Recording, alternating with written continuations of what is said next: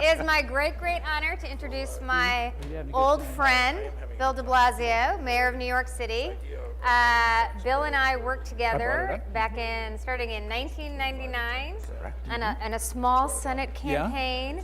Hillary Clinton's campaign for Senate in New York. Little known candidate. Little known candidate, not much press attention back then. Bill, we've talked all through. I'll recap a little bit of this day. Just practical questions. Do we have? So we need to tease it. Oh, Ted. The questions, the specific Someone questions find they Ted have Strickland. related to it.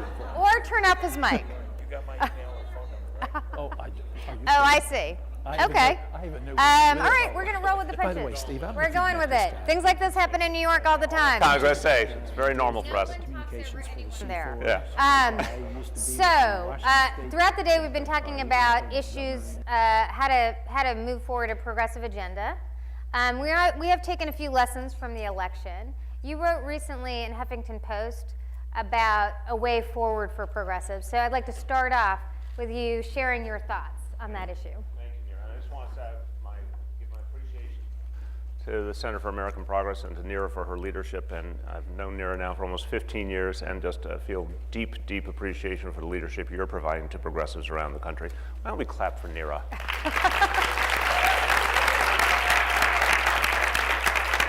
And this is why he's mayor and I'm not. So you'd be a great candidate. So the message I'm talking about is that we, I think, have seen a certain amount of analysis of the election just passed that fundamentally misses the core reality. This wasn't a tidal wave, as some have called it. This wasn't about what the attitude of the people is towards Democrats or progressives. This, unfortunately, is a case where too many Democrats did not offer a progressive vision, particularly around economic issues. The very kind of vision that would have energized and encouraged citizens to come out and vote and to believe that Democratic candidates were offering solutions to their everyday problems. So I look back to my experience last year as a candidate for mayor. As some of you may know, I was very much an underdog. We talked relentlessly and consistently about addressing what I talked about as a tale of two cities in New York City, effectively the inequality crisis. And it was about many forms of inequality, educational, housing, dynamics between police and community, but first and foremost, it was about economics. It was about the difficulties and the challenges people were experiencing post-Great Recession in just making ends meet. And so my message was consistently, one, talk about it, be open about it, name it. Two, here are the tangible things we can do to raise wages and benefits, to lower the cost of people's lives through affordable housing programs, to protect their economic rights, to foster equality, to use the tools of government aggressively and energetically on behalf of the people. That core notion, define the problem and then offer bold and tangible solutions, changed the dynamics of the election. And even at moments when I didn't have a lot of resources and didn't have the easiest ways of getting my message out, I often say the voters found me. That's one of the beauties of the modern political dynamic, is that if we have an idea, if anyone has an idea, you can get it out now, of course, in ways you could never have imagined in the past. It can penetrate, it can reach the voter, the citizen. The consumer finds the candidate with the real message, or the party with the real message and the real idea. So this year around the country, I think there was an unwillingness on part of so many candidates to bluntly define the problem and say, here are the tangible solutions. And yes, by definition, those tangible solutions mean taking on the status quo, taking on some powerful interests, demanding more of the wealthy. That's necessary in the equation, but that very dynamic of saying, here's where the risk is, here's where the kinds of challenges are that we will take on head on, that's what builds the faith between the public and the candidate. If candidates bluntly present something unidentifiable, without risk, without definition, in the effort to please all, not only will they ultimately please none, they will certainly motivate few to come out and vote. And one of the other stories of 2014 is Democratic candidates could not get Democrats to come out and vote. So the finish, I think the point of the op-ed was to say, It is a cautionary tale. There are clear conclusions you can draw from this election and apply to 2016 at all levels, and it is have a clear, blunt, progressive economic message. Relentlessly put it out and be willing to talk about the changes we need to do in our economy and our society to actually address what is a declining middle class and the fundamental challenges of working class people all over the country. If you do that, not only will Democrats show up to vote, which right there changes the equation, but a lot of people who maybe have drifted away from the Democratic Party will find a reason to come home and to connect to it, because their actual economic lives will be addressed in a way they have rarely heard from political leadership. I think it's doable, but I think it'll take a real debate inside the party and a devotion by candidates to doing the kinds of things that will actually generate turnout. One last point, I said I was done, but I realized I have to define this. The modern media dynamics and the modern information dynamics put a premium on authenticity as never before. Voters are, I think, more discerning than ever before. They can see what you have to offer, and if your message and your ideas are consistent, if they're consistent with your lives. The Great Recession changed people's sense of what's possible and what their own lives will lead to and what their children's lives will lead to, and created a whole set of new issues and demands that the voters have. These are fundamentally different dynamics than even 5 or 10 years ago. In this dynamic, the decision of whether to vote, it's almost like the bar has been raised substantially. A lot of people, a lot of votes hang in the balance because each voter makes a decision whether to even participate in a way much more profound, I would say, than it has been in many, many decades. And once given an actual reason to vote, people will believe it is in their interest, particularly their economic interest, to do so. And if not, they have an easy option of staying home, an option that people didn't used to exercise as much, and they exercise much more freely now. But if they see authenticity, if they see consistency, if they see an issue that, a platform, an idea that addresses their actual tangible conditions, they come back into the game. They have the ability to get educated directly with no middleman of media directly, and they come back into the game, and that's when the tide turns. Getting people to decide to participate is directly related to whether your message and your ideas are relevant to their lives. It's as simple as that. Fantastic. I think one thing that we have to focus on, though, I'll come back to the kind of middle class squeeze, or the squeeze on folks that we really started the day with, so it's great to end on it. But I think we also have to grapple with faith in institutions. So particularly in a lot of states that are more conservative than, say, New York City. I think one of the issues around putting forward a positive agenda is that conservatives have really attacked the institutions of implementation, right? So you can put forward ideas, but if people have lost faith in the government's ability to deal with it, then as a progressive candidate, you're kind of falling backwards. Right. So what do you say to candidates who are dealing, or political leaders, let's take it out of elections, political leaders who are dealing with that kind of lack of faith in the government itself to be able to do anything about rising inequality? So I will tell one story from our current experience and then generalize it to your question. I got elected with a clear platform, and the question with everyone who gets elected is, are you actually going to implement that platform? Can you implement that given whatever roadblocks may be there? And so I said very openly, we borrowed heavily and with great humility from the best model that ever existed, which is the 100 Days of Franklin Roosevelt. And that was a project defined by experimentation and urgency and a willingness to try things that had never been tried before. And so, my set of goals I put forward literally for the first few months were to achieve full-day pre-K for every child in the city, to expand paid sick leave to 1 million more people, to start an affordable housing program that will ultimately reach almost 500,000 people. We put all of those pieces into play literally in the first few months.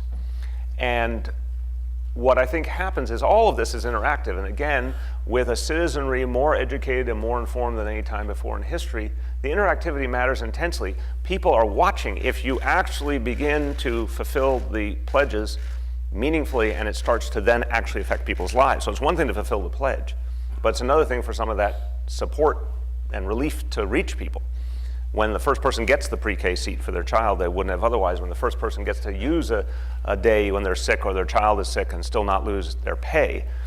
When you first achieve consistency with your platform and second actually bring some of the material benefits to people, those notions of the lack of faith in institutions start to chip away. I really believe that. It is done in the actual work, in the day by day, and the actual experience people live is how you restore some of the faith. But you say, okay, if you're in an electoral context before that, what do you do? I think one of the most interesting subcurrents in this election is while a number of candidates who did not talk about economics and did not offer progressive vision were losing, in their very same states, minimum wage referendums were winning. Mm-hmm. It's one small example, but I think a powerful one, because minimum wage does not reference what you think about government in general. That kind of baseline regulation doesn't get into whether you like a bigger government or a smaller government. It doesn't get into whether you think a particular government agency is doing their job right or not. It's a ground rule.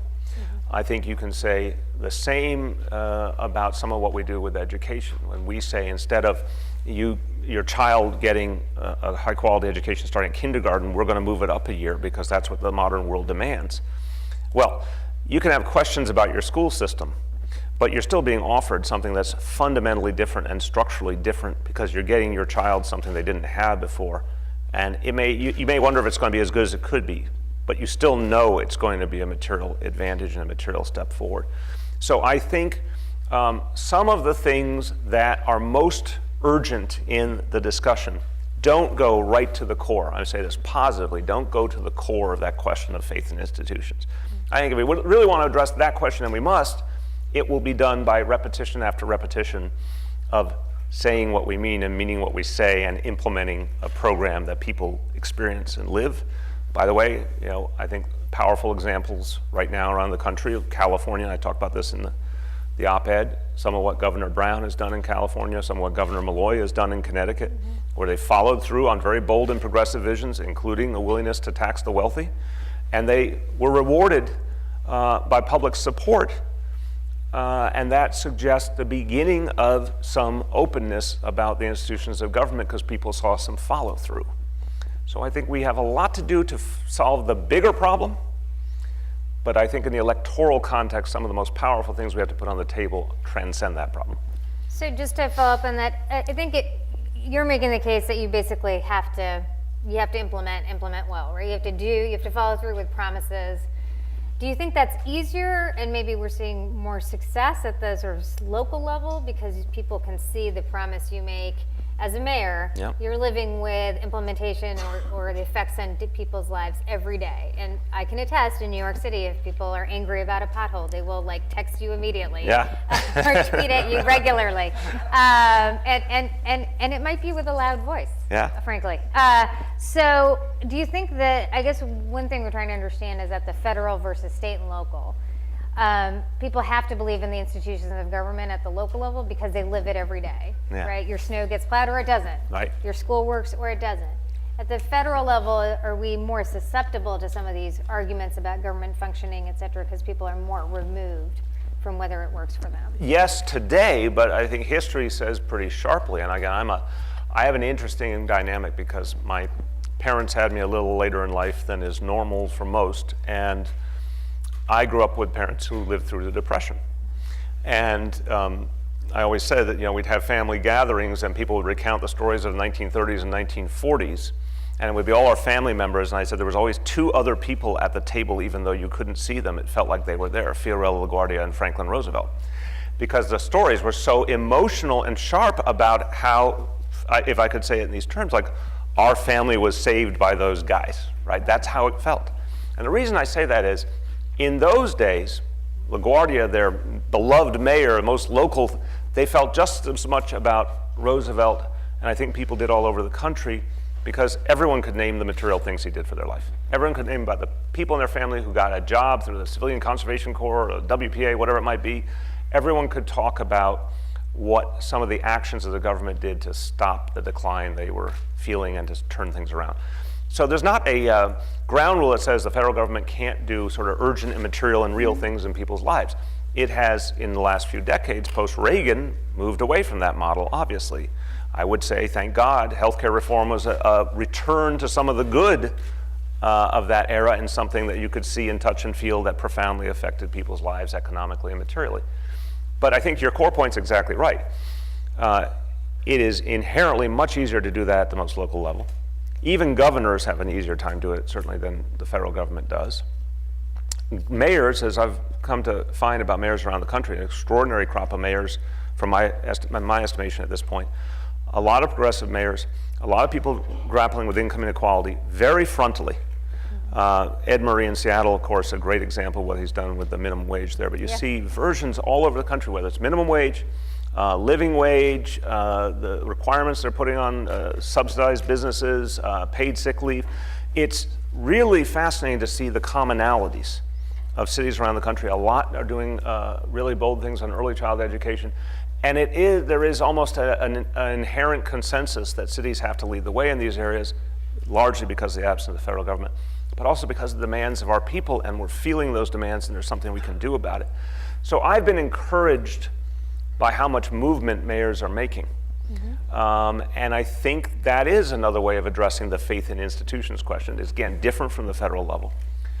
But every time government gets it right, it is a message to people to participate.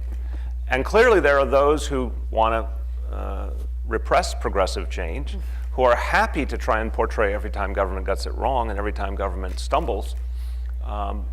I think progressives have a real investment in remembering that spirit of experimentation, that energy, that urgency from sort of the heyday of the progressive movement, and trying to replicate it in our own time, here and now, when we've done it. And Seattle, again, I'll point to it as an example. I mean, that was something that was felt so deeply, not only there, but all over the country. Of course it's faith restoring.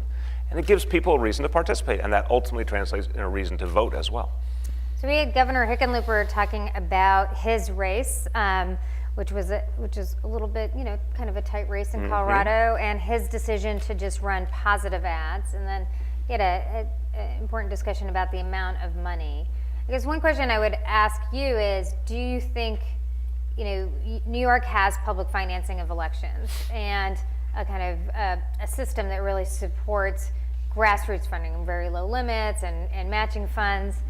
Do you think your message could have worked if there wasn't public financing? I think it could have worked. I think it would have been harder. Now, I'm going to say this with no immodesty, because for me it was a very difficult road. I was, as you know, far behind in that election for much of the time. Didn't have all the resources, didn't have, and it's important to say here because I think it's a little bit about a paradigm dynamic.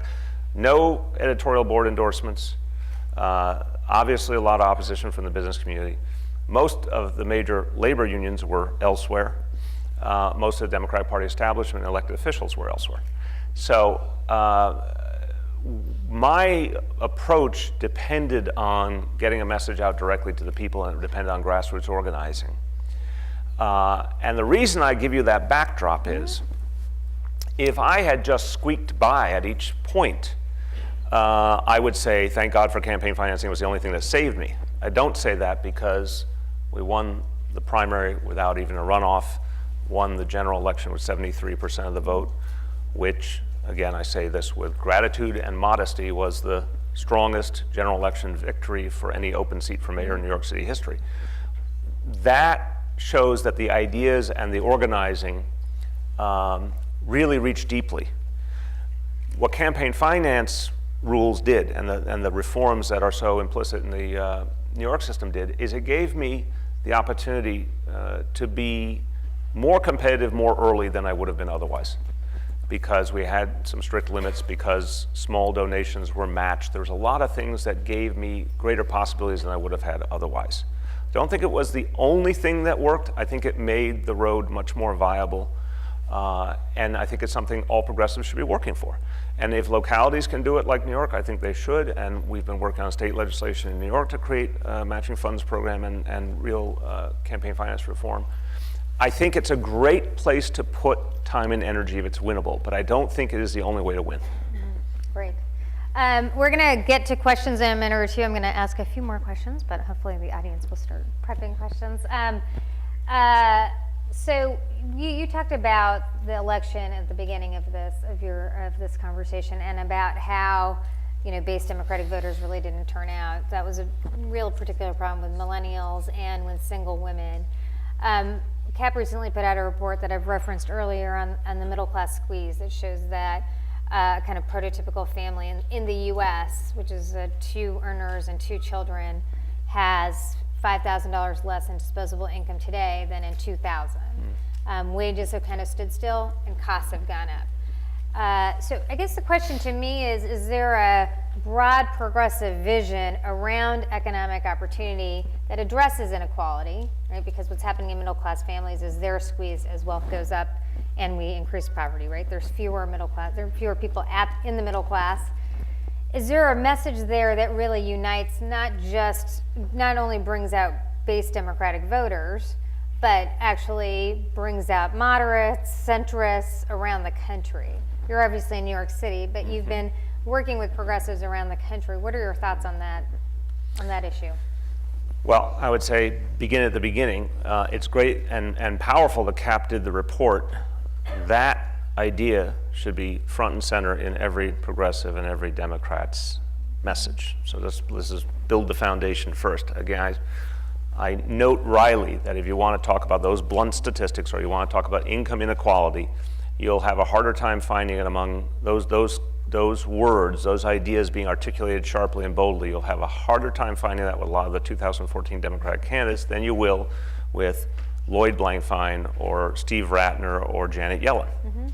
So think about that for a moment. If folks who are, if you will, pillars of the establishment are sounding the alarm around income inequality, but our own candidates are not, there's part one of the problem. So then to your question, what is a bigger set of solutions and a more compelling set of solutions? Well, I do think you start with the basics, and minimum wage and paid sick leave and the kinds of things, and obviously healthcare reform, the kinds of things that create some guarantees. Then a very logical question a lot of people ask is, well, does that say to the populace we want to stop there and just everyone be less poor? No, it doesn't say that. And again, these referenda in some of the red states are quite indicative of that. Saying that we want good wages and benefits and that we have a sense of baseline and that baseline must be higher is a statement of solidarity with people who are poor and people who are struggling to get by and even people who are doing a little bit better, because it says we're dealing with economics and we're not going to allow the free fall. Then the next stage, which we also should articulate, is the kinds of things that will reach more deeply into the middle class and more holistically, like infrastructure investment, like investments in education. And those, I think, articulated as part of a national renewal, really can make sense to a lot of folks who right now are doubting, might be disassociated from either party, might be questionable about whether to vote. There is something, forgive the phrase if it sounds a little cheesy here, but there's something patriotic about talking about national economic renewal and noting that the investments in infrastructure, for example, again, straight out of a playbook that worked for about 50 years, that those investments in infrastructure are the right thing to do for our future, the right thing to do for our security. They include an opportunity to employ a huge number of people and create economic stability again in the lives of many people. I think those messages, which again, I don't think get gummed up in the faith in government point. I think if you say, hey, we got to rebuild our roads and bridges and ports and the things that are going to make us strong economically, I don't think most people equate that with their genuine concerns about the effectiveness and relevance of government agencies. I think it's shocking how Democrats haven't grabbed that mantle. I think what anyone should do, I certainly say this to my fellow progressives in particular, is put that back in the front of the dialogue. Here's what a strong economy looks like. Here are the tools we have to do it. Here's how our competitors are doing it all the time, because they are. The competitor nations that are more effective economically and are building more opportunity are doing it through things like infrastructure investment and education investment. So why are that not among the first words out of the mouths of all Democrats and progressives as we pursue something that will crystallize and energize people? I guess one last point I'd make on this, if you think about it, because voters are consumers, and if you say to them, I'm less objectionable, or, you know, I did some nice thing once, or I have some nice credential, you know, maybe people will listen a little bit, but to actually motivate action and energy and interest, you have to paint people a picture and tell a story of what their lives will be like. Everyone in this country, across this country, can relate to an infrastructure that's falling behind. Everyone can relate to an education system that is not what it should be. That's a known fact. Everyone can relate to the fact that wages have been in real terms in decline. When you literally point by point out a very bold path to address each and every one of them and say, and here's where the risk factor is crucial, that you as a leader or a candidate will take the risk of alienating some wealthy and powerful people in the process because you're going to say, we need to ask more of them. Well, then it creates a coherent whole. There's a long-term vision that people can find their place in it, and they recognize there's some actual leadership, because leadership by definition involves risk. I think that's the kind of thing that would be compelling to people. So what's the most fun part of your new gig? Well, thank you for saying it in such pop terms, Neera. My gig. We go way back, it's fine. A gig, yes, you can call it a gig. The most fun part is taking an idea and creating something with it, because, by the way, you know, something like our vision of full-day pre-K for all, it is a very correct and important thing to call for and to legislate around, but doing it is a whole nother thing. And the creative tension, if you will, of trying to take an idea through to completion and then seeing what it does for people's lives is enthralling. Now, it is rather much, it feels like you're on a tightrope, you know, in the good and bad ways. It's enthralling, and don't look down, because trying to get something like that done is not a guarantee. None of this. But if you believe in sort of noble experimentation, if you believe in risk-taking, and you recognize that history tells us pretty consistently that's the only way to actually get somewhere, then finding your way through the risk to the goal is a pretty enthralling process. And what's the least fun part of your job? There are press here, so you might Really? you might not go with your first answer. That's right. No, I think the nature of the job is there's so many things coming in all the time because it's New York City. You know, I am so proud of how people handled the Ebola challenge in New York City and how our public hospital system in particular did, and our first responders, and it was amazing.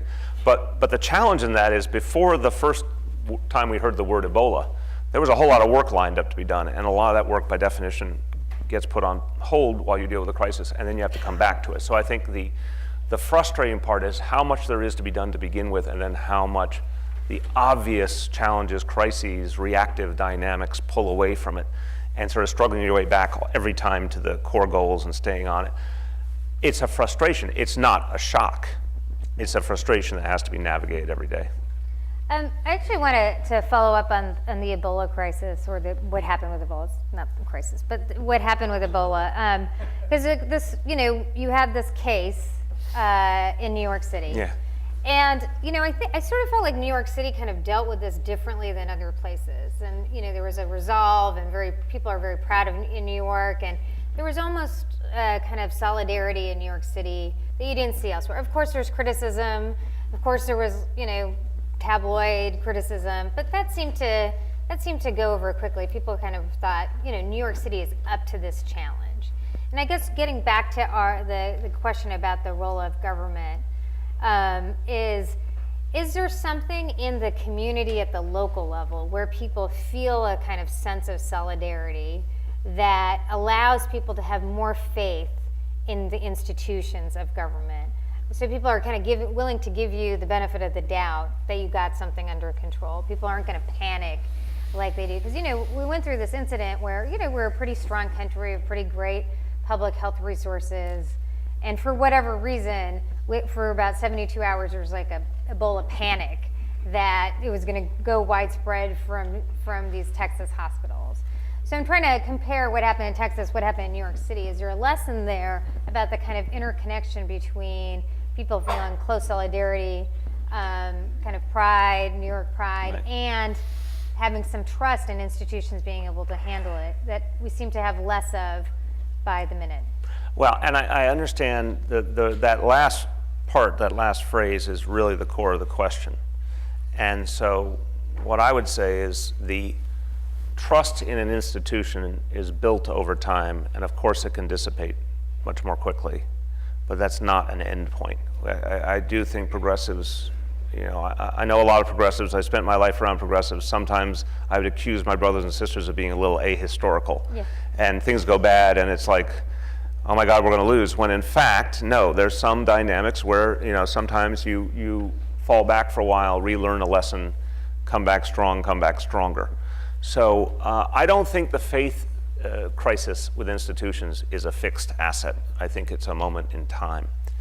And I do think what happened in New York, I feel, the folks in Texas were dealt a really bad hand because, it was very early on in the crisis and there was a couple of core missteps by a small number of people, and it then painted a much larger picture. So they had a tough situation to deal with. I think the national government dynamics were, although noble, sometimes uneven, and that's where that distance really can be hurtful. Because in New York, when we're talking about who's going to save you, and you think it's a firefighter, it's a cop, it's a nurse at Bellevue Hospital, everyone can visualize that. You're right.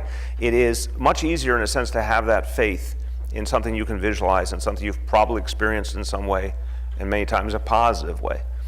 But we have to earn it every day. I'm not saying that as a clever phrase. I mean, I really mean it. We have to earn it every day. And so part of what we tried to do in the Ebola, and it was a crisis for us, is what we try to do is say, let's go heavy on facts, and let's show people what the preparations look like, and show them why we have the capacity to keep them safe.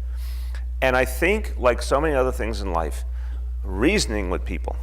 I get very upset when anyone thinks that the citizenry is not intelligent, because people are perfectly intelligent and discerning across all backgrounds, all regions, again, better educated, more informed than ever before in history.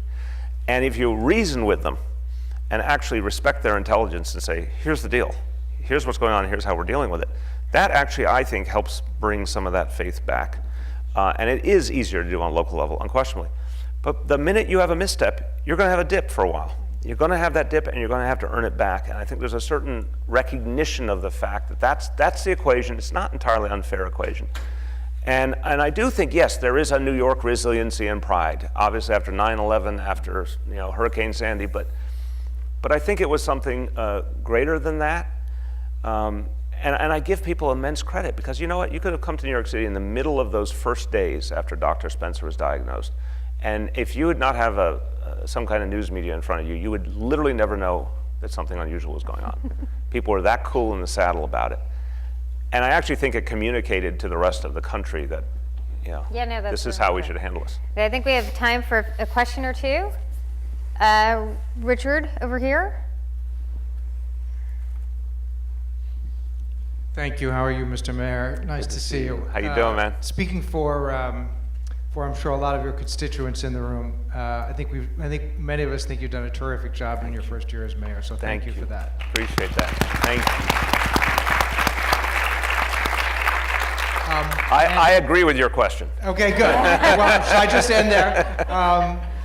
So I hear you say that we as a party need to be more aggressively embracing progressive ideas, especially around economic inequality. I'm wondering if there are any specific issues or programs that you think that the Democratic Party, our party, has not embraced or stood for more clearly, and if there are specific issues that if you were like writing the party platform, for instance, for the next election, what you would emphasize. So I'll just say we're a 501c3 once again, but please advise. You get, the next person should ask me to advise the Republican Party, and then it would be okay. Yes, and it's fine. Look, again, I said in the op-ed, and I meant it. If you go back and replay the tape in some of the most noteworthy elections that didn't work out for Democrats, there is a clear absence of one acknowledging the income inequality crisis, talking about the tools that government does have to address it: minimum wage, living wage, paid sick leave, infrastructure spending. You go down a whole host of things that we do have that are about the role of government. An unwillingness to challenge wealthy interests, and that can mean, as was the case with my pre-K program, I said we needed to tax those who made $500,000 or more so every child could have full-day pre-K. Now, every state, every locality has a different dynamic, but that's a simple, straightforward notion that asking the wealthy to pay their fair share so we can achieve a goal that our nation needs, our city needs, our state needs, and in the process address one of the underlying pieces of the income inequality dynamic. If Democrats and progressives do that consistently, they will be identifiable. I'm trying to, if I have something to say, it's that we're literally not identifiable to the average citizen. Because if you can't, I mean, I'm not trying to say I invented fire here. I'm very proud of last year, but people knew who I was. That's the guy who was talking about the Tale of Two Cities. That's the guy who wants to tax people make $500,000 or more for pre-K. I mean, a lot of people in New York City could give you those few sentences about me, and probably just a few others, but it didn't matter. And some of them weren't good, but that's okay. But but the point is, it was really clear and boiled down. You know, this is where I stand, and this is what we have to do. Whereas if you're constantly playing to the middle, or worried about offending powerful interests, or not willing to note the extent of the problem, I mean, if you can't say we're in an income inequality crisis, why would anyone feel that you can be their leader, because you're not even acknowledging their reality that is felt so sharply in people's lives? So I think it is one about the analysis and the message. It's another part about very tangible things that you're willing to do using the power of government. And yes, it is about risk. It is about saying, we are going to challenge some powerful interests. We're going to ask some people to do more who don't want to do more. And that's how you know that what we're putting forward is authentic. So I want to thank you. We're running out of time. Where's my Republican question? Okay. I was going to advise them to call. What would you say for the Republican Party? Same thing. Cut taxes on the wealthy. I have a whole list for them. It's really my great honor to have my former boss, Bill de Blasio, on stage with us, and thank you for your advice, but also for your leadership and your example for other mayors, governors, and some other people who might run for national office. Thanks so much, Bill. Thank you, Nira. Thank you, everyone.